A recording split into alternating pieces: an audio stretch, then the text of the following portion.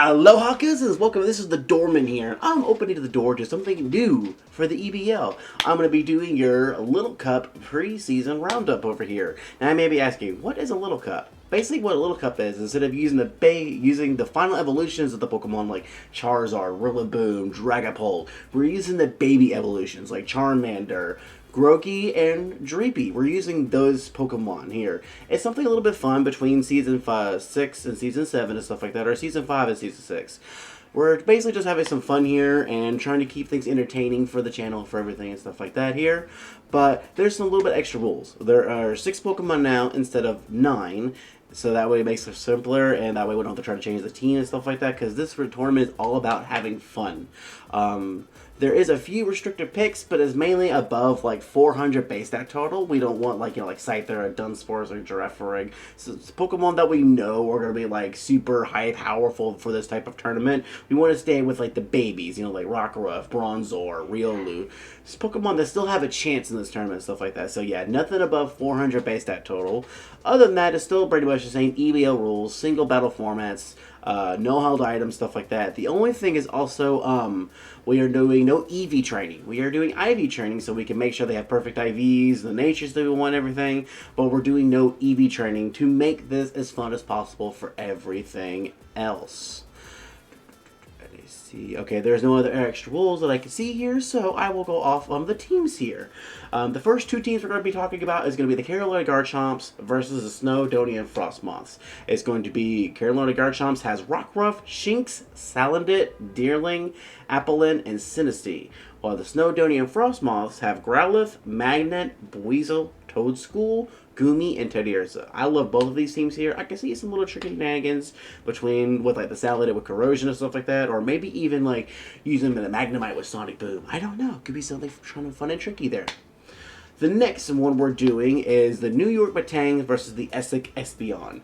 The New York Batangs have Sedaddle, Larvesta, Bronzor, Quaxley, Gibble, and Roly-Poly, while the Essex Espeons have Skidoo, Mudbray, Drifloon, Hisuian Zora, Tandemaus, I think is how I pronounce it, I don't know, and then Galarian Meowth. Now, I think both sides here can do some tricky stuff. I know Meowth's got some pivot points, while Quaxley has like Moxie and stuff like that. So I'm wondering, it's going to be really cool to figure out what each of these teams do and stuff like that.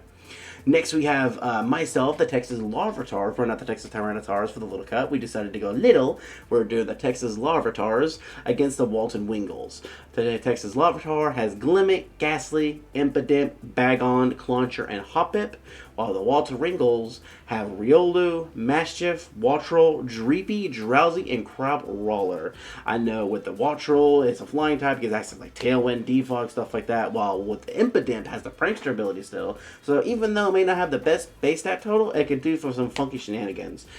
That one is going to be a battle worth watching, to my opinion, just because I am the big coach there for the Texas Larvitar, but all the battles you need to watch, And we also have the Miami Dratini's. They were the Miami Dragonites. They went followed on our lead with the Miami Dratini's, if I can learn to say things correctly today.